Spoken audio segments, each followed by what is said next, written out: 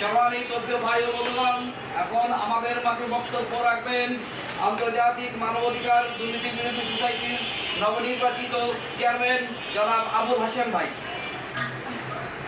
তার মহামূল্যবান বক্তব্য দেওয়ার জন্য অনুরোধ করা হইল। ধন্যবাদ মোহাম্মদ রাফুল বারাক বাদনভালিকে। সর্বপ্রথম সেই মহান সৃষ্টিকর্তার কুদরতি কদমে নত শিরে কৃতজ্ঞতা জ্ঞাপন করে মহান রব্বুল আলামিন আমাদেরকে মানুষ হিসেবে সৃষ্টি করে মানব করে প্রেরণ করেছেন, সেজন্য বলি আলহামদুলিল্লাহ। দ্বিতীয়, মহান রব্বুল আলামিনের দরবারে আবারও শুকরিয়া জ্ঞাপন করি, তিনি আমাদেরকে মুসলিম গর্বে ধারণ করেছেন। মুসলিম হিসাবে এই রাসূল সাল্লাল্লাহু আলাইহি সাল্লামের আদর্শ দিয়ে এই দুনিয়াকে জন্ম দিয়েছেন, সেজন্য বলি শুকরিয়া তার আলহামদুলিল্লাহ। প্রিয় বন্ধুগণ, আন্তর্জাতিক মানবাধিকার দুর্নীতি বিরোধী সোসাইটি প্রতিষ্ঠাতা মাননীয় চেয়ারম্যান জনাব শহীদুল ইসলাম হাওলাদার আমাদের মাঝে উপস্থিত রয়েছেন।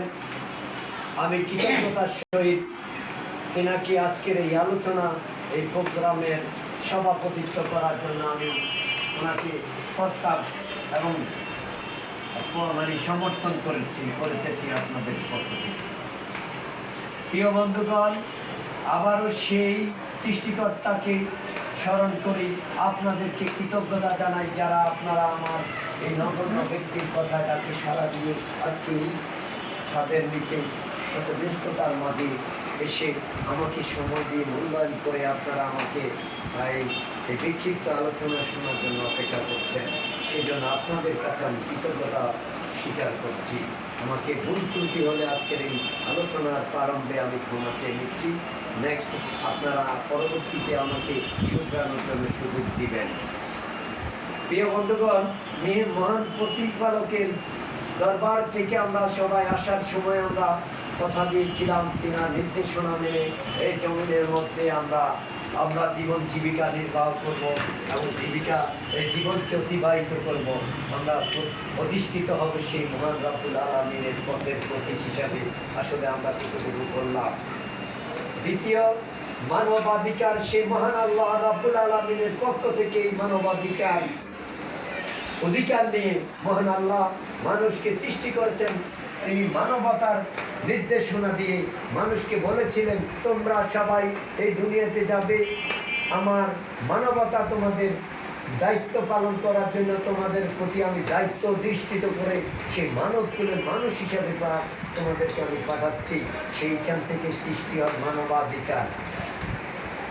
পর্যায়ক্রমে কোটি বছর থেকে সৃষ্টিকুলে মানুষ নির্যাতিত, নিপীড়িত, বিভিন্ন জুলুম অত্যাচার, এর মধ্য থেকেই আমার রাসূল আকরাম সাল্লাল্লাহু আলাইহি সাল্লামকে মহান প্রতিপালক প্রেরণ করেছেন। মানব কুলের শান্তির দূত প্রেরিত রাসূল মুহাম্মদ সাল্লাল্লাহু আলাইহি সাল্লামকে আমরা সবাই কৃতজ্ঞতা, সম্মান, শ্রদ্ধা এবং ভালোবাসা, মহব্বতের সহিত স্মরণ করে বলছি, তিনি আসছেন এই মানব কুলের শান্তির দূত হিসাবে, সেই শান্তি প্রতিষ্ঠা করার জন্য। তেনার সাথে ওই জমিনের মধ্যে মানুষ করেছিলেন, বিরোধিতা করেছিলেন। পরবর্তীতে তিনি এমন একটি ব্যক্তি, তিনি ভবিষ্যৎবাণীগুলো আমাদের মাঝে দিয়ে গিয়েছিলেন, যা সব আজও এই পৃথিবীর কোনো বিজ্ঞানী জ্ঞানী আদতা ভুল প্রমাণ করতে পারেননি। প্রিয় বন্ধুগণ, তিনি রাসূল আকরাম সাল্লাল্লাহু আলাইহি সাল্লামের আদর্শ অনুসারী যারা ছিলেন এই জমিনে, তারা অনেকেই শহীদ হয়েছেন। আমরা কৃতজ্ঞতার সহিত তাদেরকে শ্রদ্ধার স্মরণে আমরা মহান আল্লাহর কাছে আমরা প্রার্থনা করি যে আমাদেরকে তাদের চেতনায় আমাদেরকে যেন জীবন জীবিকা নির্বাহ করতে পারি অবশিষ্ট জীবনটুকু। সেই রাসূল আকরাম সাল্লাল্লাহু আলাইহি সাল্লাম বলেছিলেন, আমাদের এই মানব কুলের মধ্যে এমন এক ব্যক্তি আবার আসবেন, তিনি ইমাম মাহদী আলাইহিস সালাম, যিনি আসবেন, এক ব্যক্তি এই জমিনের মধ্যে আবার শান্তি প্রতিষ্ঠিত করবে, তাহলে তিনি যদি একজন মানব রূপের মানুষ হয়ে এসে আবার সেই জমিনের 800 কোটি মানুষের মধ্যে সেই আবার শান্তি প্রতিষ্ঠিত করতে পারেন, আমরা কেন নয়? আমরা কেন পারবো না? আমরা কেন সেই পথে আমরা অনুসরণ করি না এবং করতে চেষ্টাও করি না?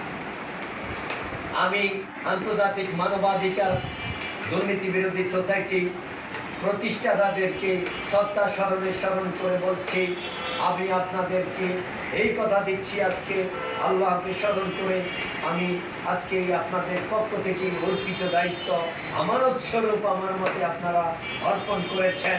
আমি চেষ্টা করব মহান আল্লাহকে সাক্ষী করে বলছি, আমি যেন এই আন্তর্জাতিক মানবাধিকার দুর্নীতি বিরোধী সোসাইটির আদর্শ উদ্দেশ্য লক্ষ্য এই বাস্তবায়নের জন্য এই জমিনের মধ্যে সারা বিশ্বব্যাপী আমি আমার জায়গা থেকে চেষ্টা করে যাব আমার দায়িত্বটুকু পালন করার জন্য। এটা আমার হৃদয় থেকে এই বুকে হাত দিয়ে শপথ করে মহান আল্লাহকে সাক্ষী করে রাসূল আকরামকে স্মরণ করে বলছি, রাসূলের আদর্শ বাস্তবায়নে এই জমিনের মধ্যে আমি সেই পথে অনুপ্রাণিত হয়ে অনুসরণ করে সেই পথের প্রতীক হয়ে চলব এবং আপনাদের সবাই সার্বিক সহযোগিতা এবং সম্মতি কামনা করিতেছি। প্রিয় বন্ধুগণ, আপনারা জানেন ইতোমধ্যে বিশ্বের বিভিন্ন দেশে বিভিন্ন কলা কৌশলে মুসলিম জাতিকে হত্যা, নিপীড়ন, নির্যাতন করা হচ্ছে। এই দেশে ইসলাম নামক কিছু ব্যক্তিরা বিভিন্ন সংস্থা সংগঠন করে এই বিশ্ব মানবাধিকার নামক গণমাধ্যম সহ বিভিন্ন রাজনীতির শাসন ব্যবস্থার কবলে পড়ে আজকের মুসলিমরা বিভিন্নভাবে কি হচ্ছে, নির্যাতিত, নিপীড়িত হচ্ছে, মুসলিম নিধনে পরিণত হয়েছে বিশ্বের এই জমিন। আজকে বিশ্ব শান্তি ইসলাম ধর্মের প্রতি কারো কোনো দায়িত্ব ও কর্তব্য আছে বলে কেউ মনেও করে না, কর্ণপাতও করে না। নগদ কাগজের টাকার কাছে বিক্রি হয়ে কোরআনের বাণী শোনাইয়া এই দেশের মানুষকে, এই বিশ্বের মানুষকে তাদের পথে ঠিকে জড়িত করেন। কিছু সময় বলে কোকা কোলা খায়েন না, আবার কিছু সময় যখন টাকার মান্ডিল তারা পেয়ে যায় এতে তারা আবার কোকা কোলা খাওয়ার বিরোধিতা করেন না। কিছু সময় পূজার মণ্ডপে পাহারা দিচ্ছেন, আবার মুসলিম হত্যা করলে তারা কোনো কথা বলেন না। এই ইসলাম, এই কথিত বিকৃত ইসলাম আমরা স্মরণ করতে চাই না এবং আমরা তাদেরকে বিরোধিতা করতে চাই না। আমরা বলবো এই সরকার এবং বিশ্বের সমাজ রাজনীতিবিদদেরকে অনুরোধ করে উদাত্ত আহ্বান জানাবো যে এই বিশ্বের মানবতা প্রতিষ্ঠিত করতে হলে মানুষ হত্যা নিজেদের মন গড়াভাবে মানবাধিকার লঙ্ঘন করতেছেন। আপনারা যদি ঠিকই প্রকৃত মানবাধিকার করেন তাহলে নির্বিচারে কাউকে হত্যা করার অথরিটি অধিকার আপনাদেরকে মহান আল্লাহর পক্ষ থেকে দেওয়া হয় নাই। আপনারা চিরস্মরণ করব সেই আদর্শ ব্যক্তিদেরকে যারা এই জমিনে আদর্শ বাস্তবায়নের জন্য এই নিজেদেরকে উৎসর্গ করে নিজেদের প্রাণ বিসর্জন দিয়ে গেছেন, অর্থ সম্পদ বিসর্জন দিয়ে গেছেন।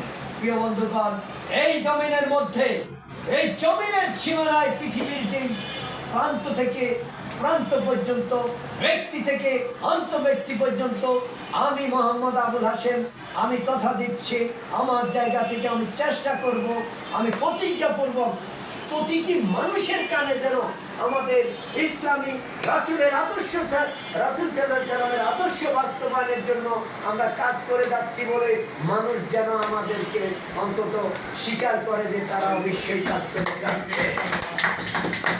আমি আপনাদেরকে বলবো, এই জমিনের অর্থ দিয়ে আমাকে কেনার মতো সেই টাকা কারো ধর্ম আমার কারো সেই টাকা হয় নাই। যারা আমি হাশেমকে কিনতে পারে, তাদের আমার রসুলের আদর্শ হৃদয় থেকে বিকৃত করতে পারে টাকার বিনিময়ে, আমি সেই ইসলাম ধারণ করি না, আমি সেই কোরআন ধারণ করি না। যেই কোরআন মানবে সে প্রকৃত মানবতা মানবে, যে কোরআন মানবে, যে প্রকৃত ইসলাম মানবে, যে হাদিস মানবে সে রসুল মানবে, যে রসুল মানবে সে কোরআন মানবে, যে কোরআন মানবে সে রাসূল মানবে, সে মুসলিম হত্যার বিরুদ্ধে সোচ্চার প্রতিবাদ করবে। যদি মুসলিম হত্যা হয় এই দেশের সরকার নীরব থাকে, আমরা সরকারের বিরুদ্ধে তীব্র নিন্দা প্রতিবাদ করি। আমি কথা দিচ্ছি আজকে গণ্ডির মধ্যে একটি রুমের মধ্য থেকে আপনাদেরকে সাক্ষী করে, আল্লাহকে সাক্ষী করে, দেশবাসীকে সাক্ষী করে বলতে চাই, এই দেশের সরকার কোন টুপিওয়ালা দাড়িওয়ালা যদি সংসদে যায়, যদি মুসলিম হত্যার বিরুদ্ধে কোনো কথা না বলে, তাদেরকে সেই সংসদে যাওয়ার কোনো অধিকার রাখে না।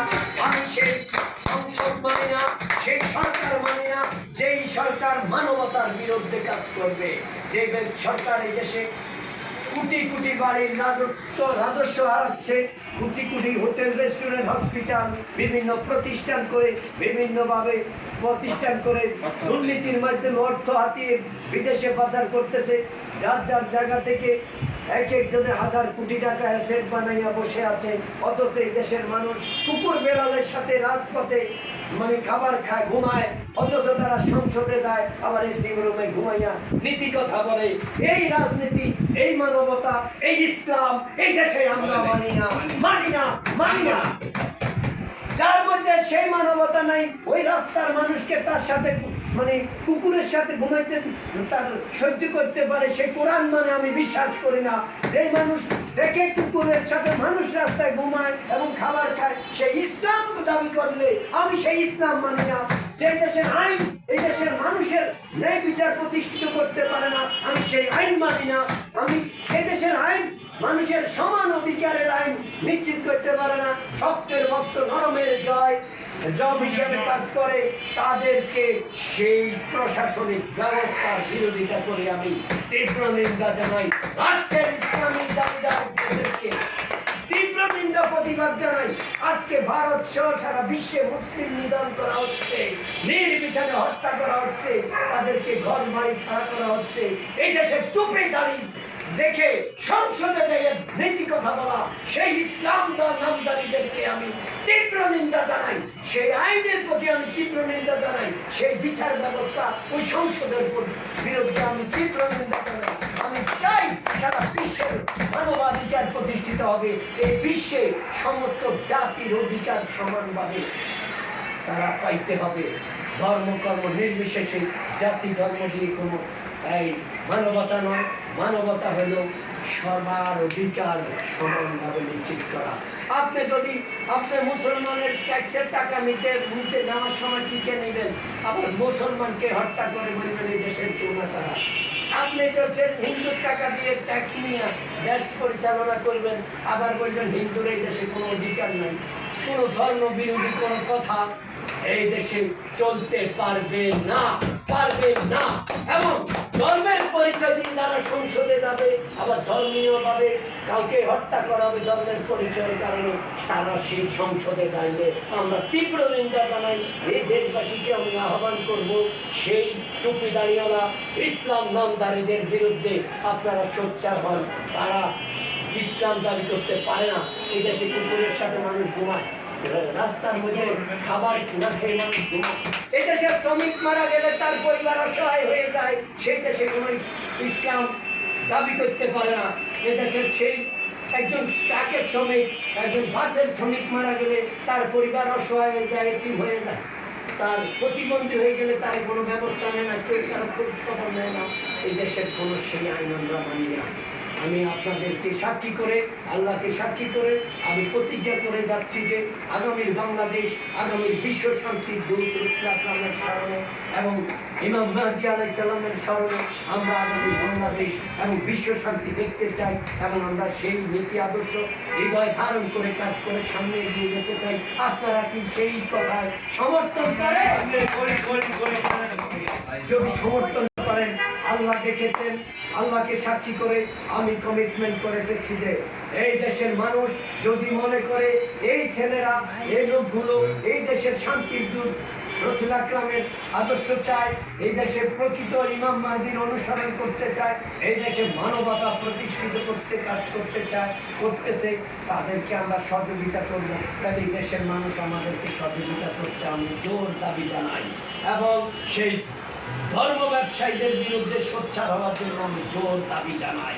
এই দেশের কোনো কবরস্থানে হামলা করলো তখন কেউ নিন্দা জানাইল না, এই দেশে মাজার ভেঙে ফেললো কেউ তখন নিন্দা জানাইল না, তাদেরকে বিচারের আওতা এখনো নেওয়া হলো না। অথচ পূজার মণ্ডপে যাইয়া অথবা কোনো হিন্দু ধর্মের বাড়ির মধ্যে যাইয়া তারা পাড়া দিয়েছিল, নিরাপত্তা দিয়েছিল। আজকে যে ভারতবর্ষে বিভিন্ন দেশে বিভিন্নভাবে মুসলিম নিধন হচ্ছে, তাদের বিচার, তাদের তো বিচারও দাবি তো দূরের কথা, নিন্দাও জানাচ্ছেন না।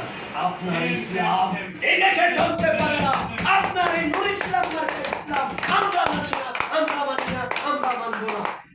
ইনশাআল্লাহ আগামীতে হবে এক নতুন বাংলাদেশ, নতুন আদর্শ রাজনৈতিক দল আত্মপ্রকাশ করবে, যার নাম হবে ইসলামী আদর্শ পার্টি। কি নাম? ইসলামী আদর্শ পার্টি। ইসলামী আদর্শ পার্টি, ইসলামী আদর্শ পার্টি, ইসলামী আদর্শ পার্টি এই বিশ্বের ইসলাম কায়েমে, ইসলামের পূর্ণাঙ্গ রূপ বাস্তবায়নের জন্য কাজ করে যাব ইনশাআল্লাহ। এই আশা প্রত্যাশা রেখে মহান রব্বুল আলামিনের কুদরতি কারণে কৃতজ্ঞতা জানিয়ে রাসূল আকরামকে স্মরণ করে এই জমিনের মধ্যে 360 জন আউলিয়াদেরকে স্মরণ করে, আমি সাহাবা একরামদেরকে স্মরণ করে, আমি এই দুনিয়ার জমিনে যারা মানবতার জন্য কাজ করে গেছে তাদেরকে স্মরণ করে আমি আপনাদের কাছে কৃতজ্ঞতা জানিয়ে আমি বিদায় নিতে চাই। ইনশাআল্লাহ আমরা যেন এক থাকি, একভাবে কাজ করি। আগের দিনে টিভির পর্দা, রেডিওতে বলতো ওলি আল্লাহর বাংলাদেশ, রহিম গাজীর বাংলাদেশ, রহম করো আল্লাহ, ঘূর্ণিঝড় তুফান লাগলে। এখন আর ওই ওলি আল্লাহর বাংলাদেশ, শহীদ গাজীর বাংলাদেশ এখন আর বলেন না। সেই বাংলাদেশ পাইলেন কোথায়? এই বাংলাদেশ, সেই বাংলাদেশ আবার হইতে হবে। আবারও মানুষ বলতে হবে তুফান ঘূর্ণিঝড় ছিড়ো আইলা লাগলে, ওলি আল্লাহর বাংলাদেশ, শহীদ গাজীর বাংলাদেশ, রহম করো আল্লাহ, রহম করো আল্লাহ। আমরা কি চাই? রহম চাই কার কাছে? আল্লাহর কাছে। শহীদ গাজীকে উছিলা করলে আমার কি কোনো গুনাহ হইব? হবে না। তা আপনারা ওলি আল্লাহর বাংলাদেশ হিসাবে আবার শান্তি কামনা হোক এই জমিনে, এই আশা প্রত্যাশা রেখে আগামীর বাংলাদেশের শান্তি, বিশ্ব শান্তি কামনায় আমি আপনাদের থেকে ক্ষমা চেয়ে, ভুল ত্রুটি থেকে ক্ষমা চেয়ে, ভুল থেকে বিদায় নিচ্ছি আপনাদের থেকে। আল্লাহ হাফেজ। আসসালামু আলাইকুম ওয়া রাহমাতুল্লাহি ওয়া বারাকাতুহু। জান্নাতু আল হাসরিয়া মিজানুল বুশরা। আল্লাহ হাফেজ। আসসালামু